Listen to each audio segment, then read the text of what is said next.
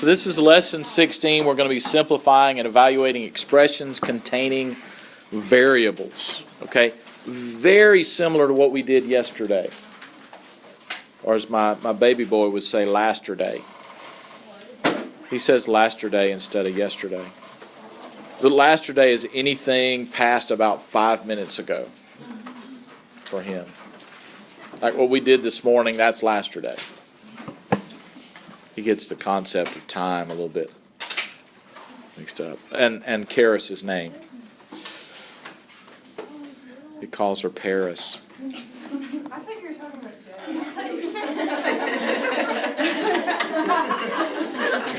Jay. Now, Jay's a little beyond using lasterday. Most of the time, he can use yesterday properly in the sentence. Am I the worst father ever? I probably am, just about, All right, simplify and evaluate expressions containing variables. Now, this is kind of a carryover and similar to what we did yesterday, but today we're actually going to be doing more evaluating. So we're going to be looking at telling the value of a variable expression when we have values to substitute in for the variable. So more of what we've already done up to this point, but the problems are getting a little bit more complicated. And I want us to talk about and think about how we can use the distributive property concept from yesterday to evaluate these things. And, look at some different things that we can do to make evaluation of expressions a little bit more feasible without the use of a calculator. Okay? So we're going to substitute variables in the expression with a numeric value, then find the value of the expression. Okay? That's not new. You don't need to write that down. That's what we're doing, what I just kind of summarized. Evaluate an expression that contains variables. Here's an example. Evaluate each expression for the given values of the variable, and then we have this expression given to us, and we want to evaluate this expression for a equals 3 or p equals 4. All right, what are we going to have to be very careful with here? We could use the distributive property. We could use the order of operations. There's a lot of things we could do, right? If we use the distributive property, would it be okay to multiply and simplify this expression before we put the numbers in? Yeah, right. You could distribute on the inside here. What's negative a? Actually, you could do it this way. What's negative a times negative a? That's a positive a squared, right? So we got a squared times p minus a. And if I distribute that, that would give me a squared p minus a cubed.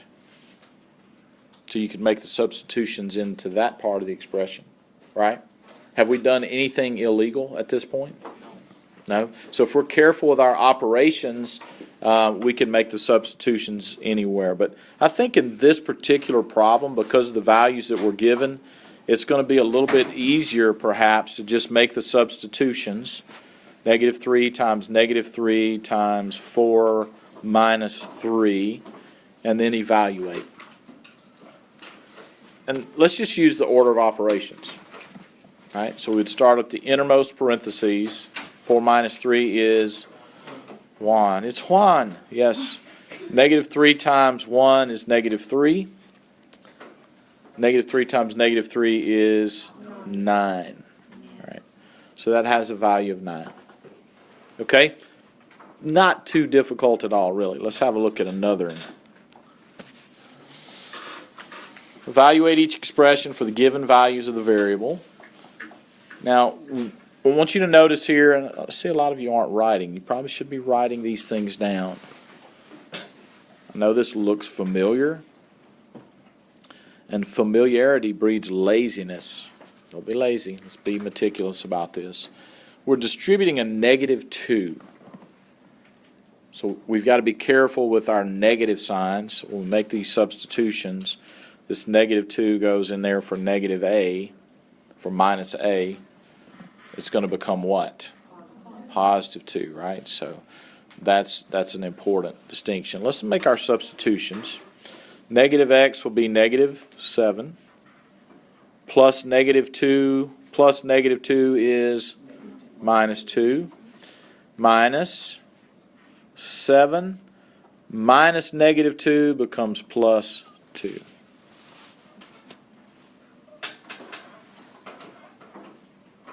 Right? And that'll give us negative 9 minus 9, which is not 0. It's negative 18, Sean the Great. The one that doesn't make mistakes. All right? Same sign, add and keep the sign. Now, what Sean just did there is a perfect example of what might happen if you don't write this problem down and take your time and do it, right? So it's easy to make that mental error if you're not working it. Right? So make sure you kind of stay on top of that, all right? Let's multiply before we do this one, just to change things up. What would we have if I multiply this times this? Y squared. Yeah, let's do it. Let's do x squared, y squared, z. Right? If we put it in alphabetical order, you wouldn't have to, but let's do. All right. So then we'll make our substitutions. 2 squared times negative 1 squared times 4. That will give us. What will that give us? 4 times 1 times 4, which is 16. Okay? Yes? All right. Y'all try this one. Everybody.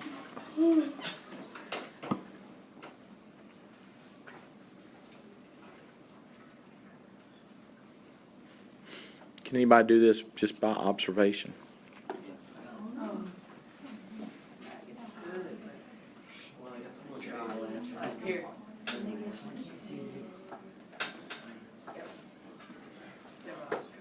Yeah? 4. I got 4 observations. Yeah. So watch, guys. What can we do here? Cancel the x's, cancel the p's. 4 times a is 4. So the x and the p don't even figure into the answer here. Because they're going to cancel, right? They're factors. Y'all listen. When are you allowed to cancel things? Yes. Right, but you're only allowed to cancel things that are being what? Multiplied. Right? You can cross cancel, but only if you're canceling across multiplication. Right? If we had x plus 4ap, then all of a sudden I couldn't cancel either the x or the p. Because the x up top is part of a term. Terms are things that are being added or subtracted, right? It's not a factor of the whole numerator. Now that p is being multiplied by the a, but is it being multiplied by the x? Is it being multiplied in this whole thing? It's not, right? So it's part of a term. It's not a factor. And that's an important distinction. All right? Okay, let's have a look at this one. We'll pause the video and give you guys a second to work on this. All right, what do we get?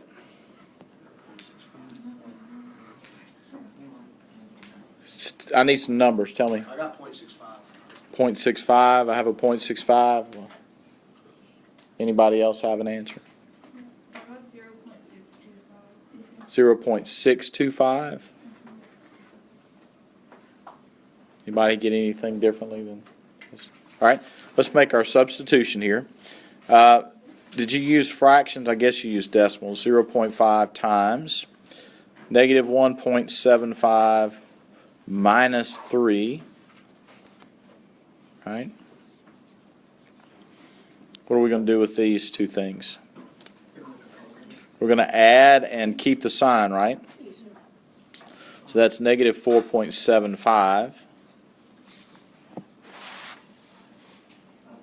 I said 7 and wrote 4, didn't I? That's the kind of day it is.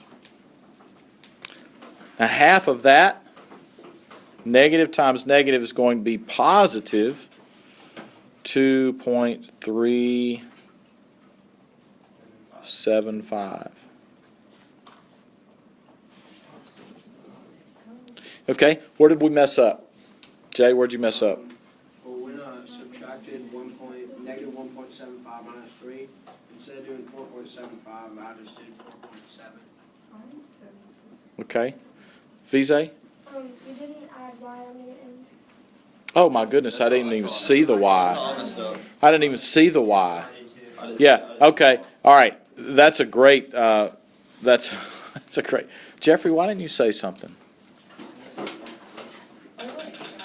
Come on, Jeffrey, you got to help me out, man. All right, plus Y, so we got to subtract 1.75 from this. All right, so, wow. Good catch, guys. How many of y'all did that? Left the plus Y off. I did, right? So then minus 1.75. So what did we get for this? We got 2.375 minus 1.75, and that will give us 0.625. Well done. Well done, Vise. Abby. Good job. Good job. Good job. Good job. All right. Okay. Let's try not to do that again. Hey, there's a minus x right here. All right, I'm going to pause it again. So when we make our substitutions here, what do we get? That's what I got. I got 0 too. All right, so 1/2 plus 1/2 here. Because 2 times 1/4 is 1/2. This is 1. It's 1. Okay, so 1/2 times 1 minus 1/2 is equal to 0. I'm still confused on the last one. Like, I got Confused on the last what? the last problem. Really? No, the one before this, because I got behind, and then I looked up and I was like, Okay. Did you get it fixed, the last no. one? You still have the plus y? You still confused on the last problem? Yeah. Okay, let's go back to it. We'll pause again here. And 2 times 1/4 is what we need to do first. What is 2 times 1/4? 1/2. Cooper? Yeah, because this goes into this twice, right? And so we get 1/2 plus 1/2. What's 1/2 plus 1/2? It's 1. So we're left with 1/2 times 1 minus 1/2. 1/2 times 1 is 1/2, and 1/2 minus 1/2 is equal to 0. I'm sorry, I was hearing a lot of 1/2. I know what you're So I went for the 1/2. Yeah, a lot of 1/2s. Now, this, guys, this might be a problem where we consider doing the distributive property first. I don't know. Let's see what that would look like if we did it that way. If you did that, you get x squared plus 2xy minus x. So that would be 1/2 squared. I don't think this makes it any easier. 2 times 1/2 times 1/4 minus 1/2. That's not easier that way, is it? I just did all of that work. You did? Well, like I did, well, I wrote down like the distributive part and then like all of the. Yeah, it's really not that difficult to do. 1/2 squared is 1/4. 2 times 1/2, that's 1. So that's 1/4. Minus 1/2. 1/4 plus 1/4 is 1/2. 1/2 minus 1/2 equals 0. I mean, it's not any more difficult to do. I just don't think it's easier to do to distribute it first. All right, we got a couple more. If m equals -2 and y equals 2.5, so I think we've established that you guys need some practice on this, right? M equals -2, y equals 2.5. -20.